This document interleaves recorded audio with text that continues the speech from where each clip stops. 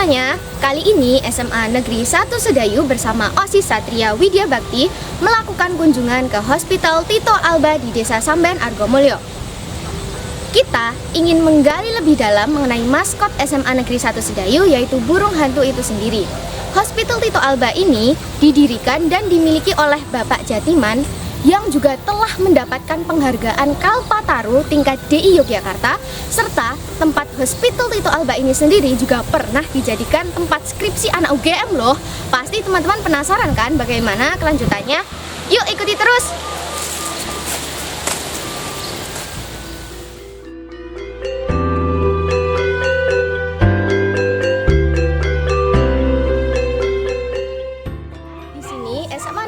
Sedayu bersama OSIS Satria Widya Bakti sedang melakukan kunjungan ke Hospital Tito Alba seperti yang bisa teman-teman lihat di belakang ya.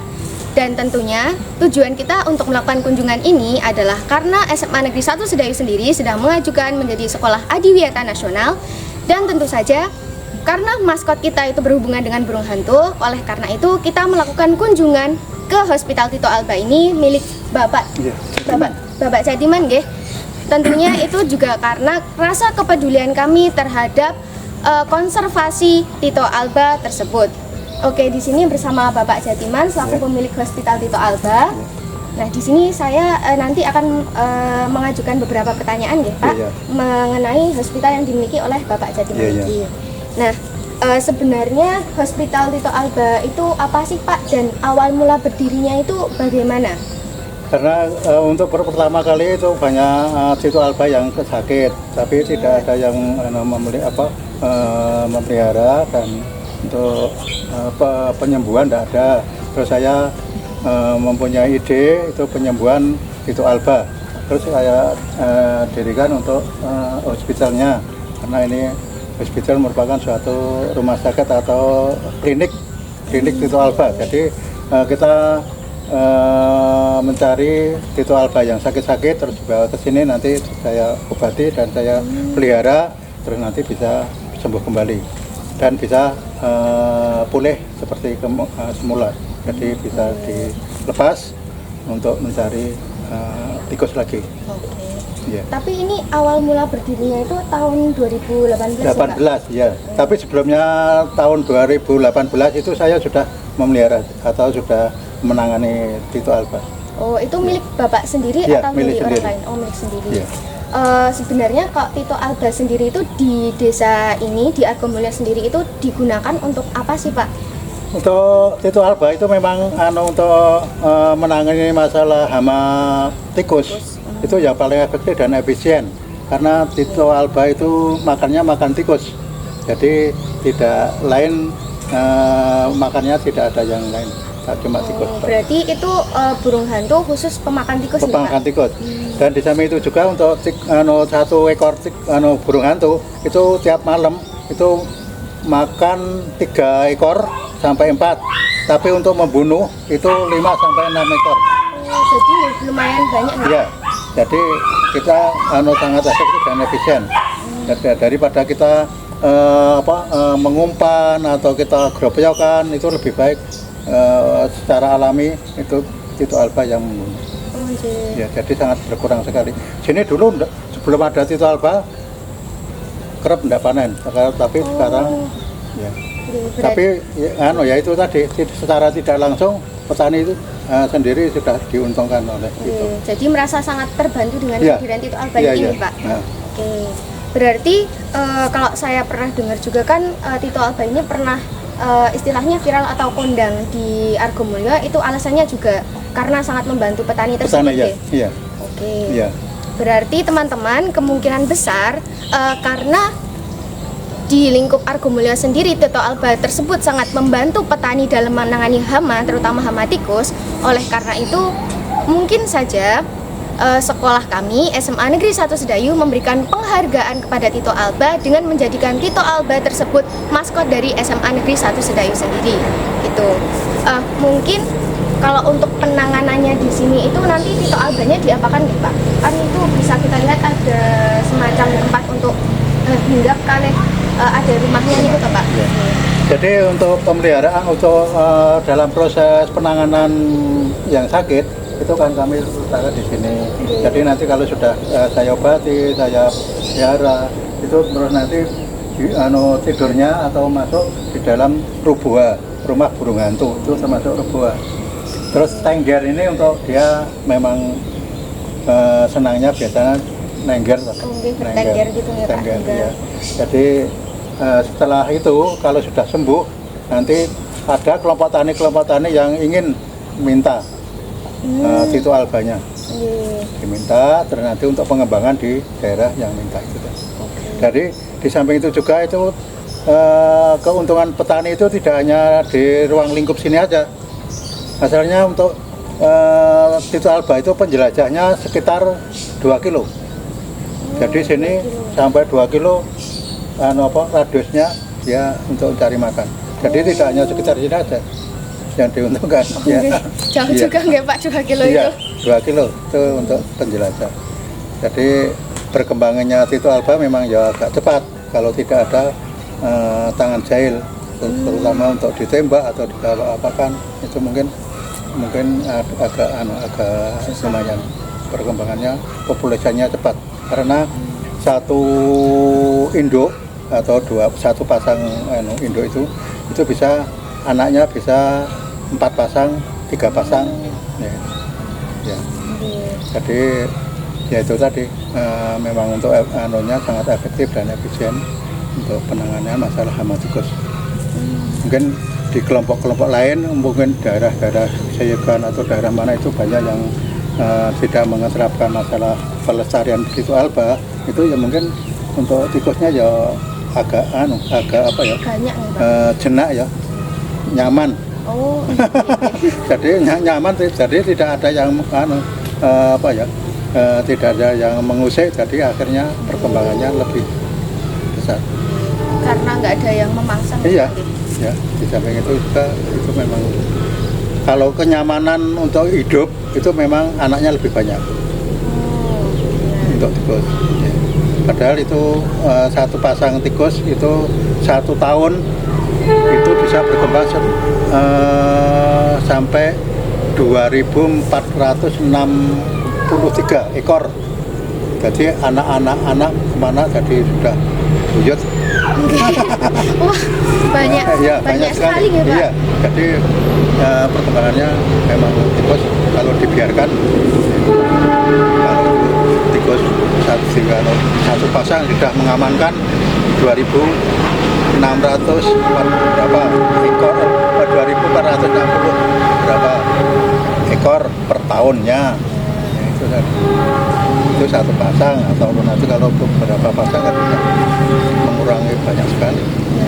Jadi memang petani benar-benar diuntungkan oleh Tito alba. Tapi kalau di samping diberi fasilitas seperti ini, kalau Bapak Jatiman sendiri memberikan perlakuan khusus terhadap Tito albanya nggak Pak? Kayak ada makanan tersendiri atau bagaimana gitu?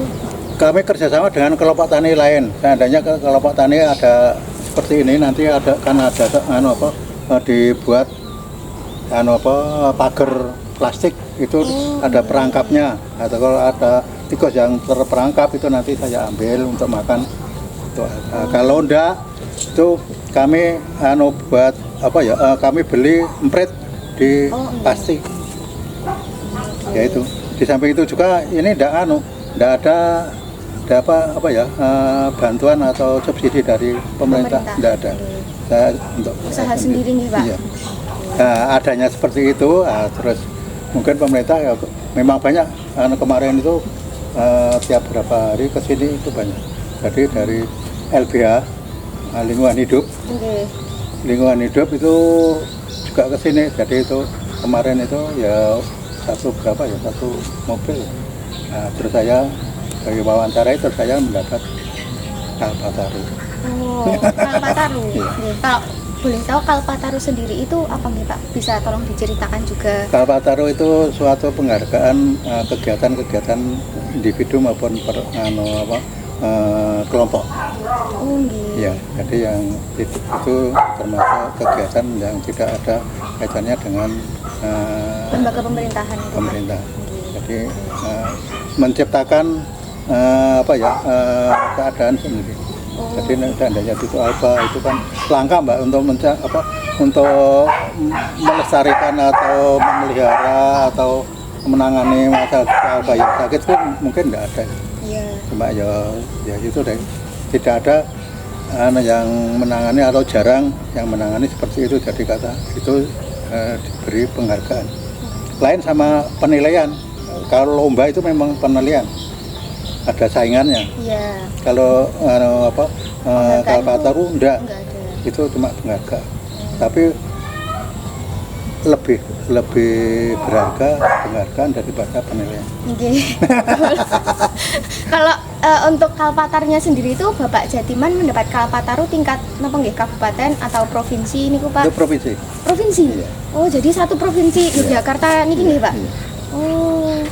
Wah, hebat juga nggih Pak hospital Ya, Tito Alba ini ya, bisa cuma- sampai Ya, dapat masalahnya harum. mungkin tidak hanya masalah ini ya, itunya cara penanganan dan mungkin lain sama yang penanganan lainnya, mungkin lainnya enggak seperti saya mungkin loh, Iya. kemungkinan seperti itu. Soalnya ini juga menyebar luas juga nggih Pak. Menyebar luas. Karena kan yang meminta Tito Alba itu juga nggak cuma di Desa Samben tapi Iya. juga dari desa-desa kabupaten lain mungkin nggih, Minggir Pak. juga ke sini, Kulon Progo juga ke sini Saking Kulon Progo juga Iya. ke sini Pak. Ke sini. Oh. untuk minta Tito Alba. Minggir juga. Terus Panda, Delingo juga. Jadi sudah banyak enggak. Oke, itu juga nanti untuk keperluan tani nggih Pak. Ya, seperti ini. Jadi untuk ingin pengembangan seperti kita. Jadi seandainya kita berhasil seperti ini katanya sudah berhasil ya. Iya. Orang-orang itu kok yang bilang berhasil. Tapi terus disebarluaskan terus dari kelompok-kelompok lain belajar ke sini. Untuk bagaimana cara untuk sana kok berhasil di Samben atau di Sedayu kok berhasil untuk menangani itu masalah tikus. Terus itu banyak ya. Berarti ini nggak cuma sekedar klinik untuk Tito Alba, tapi juga tempat pembelajaran Pembelajaran, ya. bagi mungkin siswa juga, kemudian kelompok-kelompok tani lain Ya. dari kabupaten lain juga Ya. untuk belajar cara penanganan Tito Alba ini Ya. nih, Pak. Ini bukannya dari siswa sendiri ya? Oh, tidak hanya siswa saja ya? Ini dari mahasiswa juga, Oh, dari UGM. mahasiswa. UGM. Nah, sudah 3 kali UGM. 3 kali itu Iya. digunakan untuk Skripsi. skripsinya mereka, Pak. Iya. Oh, hebat Iya. juga loh teman-teman sampai dijadikan skripsinya anak UGM loh. Iya. Wah, kalau Iya. terus kalau untuk ciri-ciri Tito Albanya sendiri itu gimana ya Pak? Soalnya saya sendiri kan belum pernah lihat kalau untuk eksistensi Tito Alba di Sedayu, Oh, iya. di Argomulyo khususnya. Ya, ciri-ciri untuk Tito Alba itu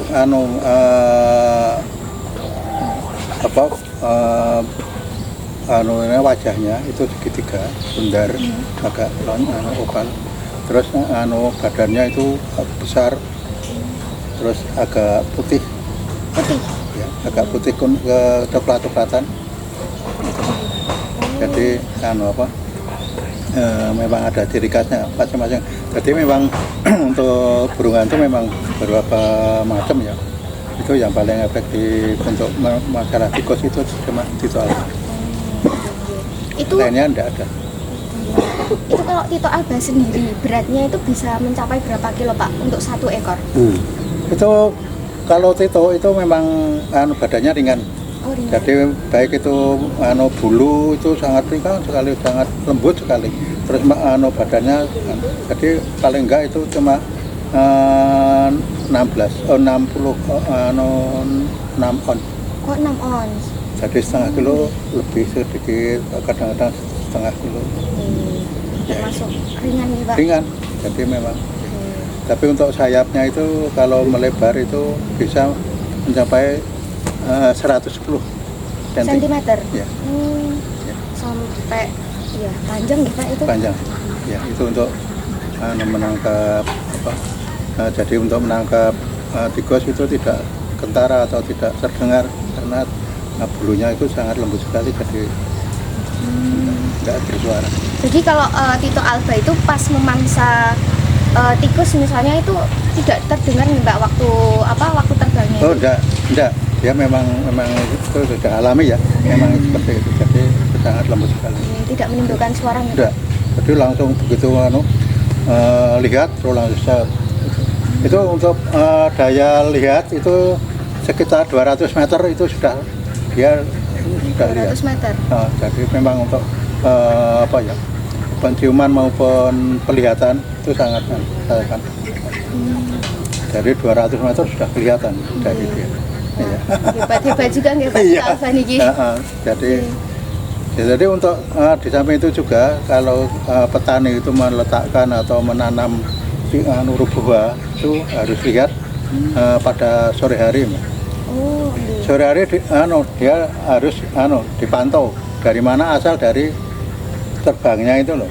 Dari mana terbang Tito itu dari mana. Terus nanti diletakkan ditempati untuk rubuha seperti itu. Jadi nanti untuk bisa itu untuk dihuni, bisa itu untuk tengger. Oh, nggih. Ya, Itu jadi dikhususkan untuk Tito Alba, Pak, Iya. rubuhannya itu. Iya, itu khusus untuk Tito. Jadi enggak lain cuma itu khusus untuk Tito. Jadi banyak aja nih beberapa tempat. Nggih. Sampai sekarang masih dilestarikan nih Pak Tito Alba di sini. Masih, iya. Itu banyak yang dihuni. Sudah 3 tempat Pak ya.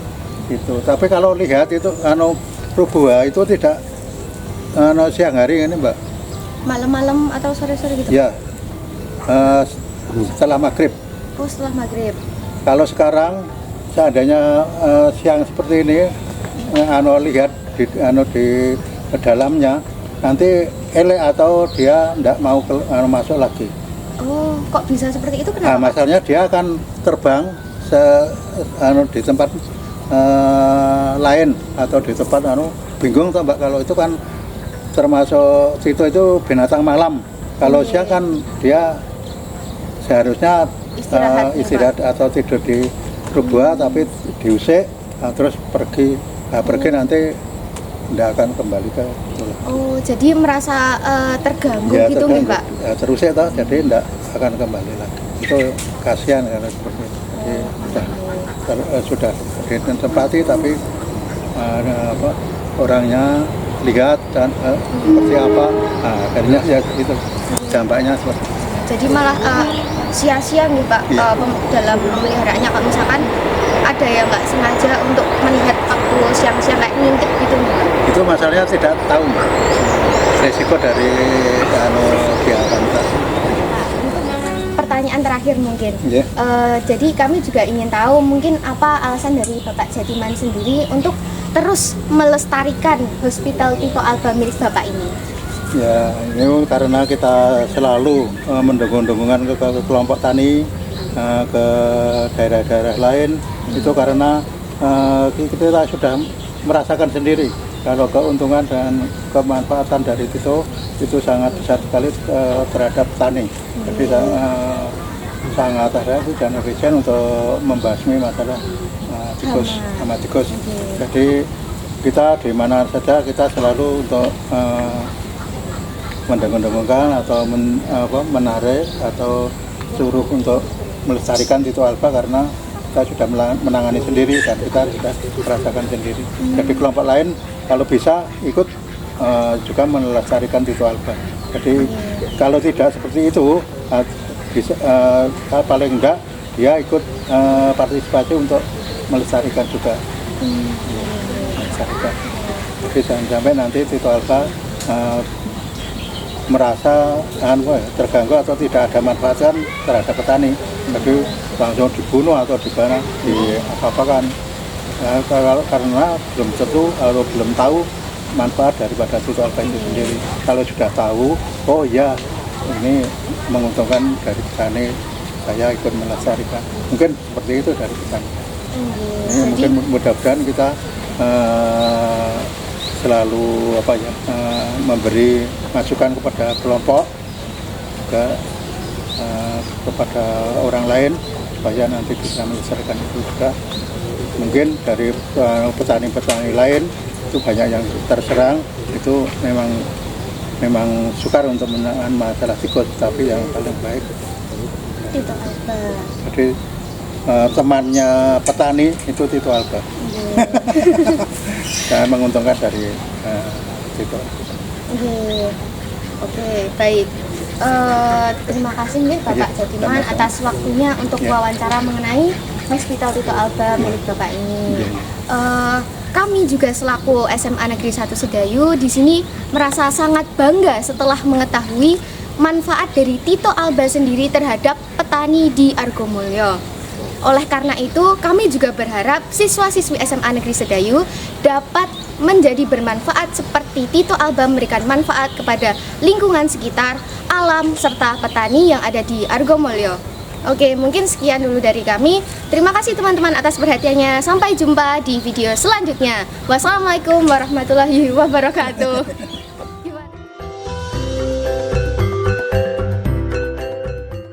Ya, makasih.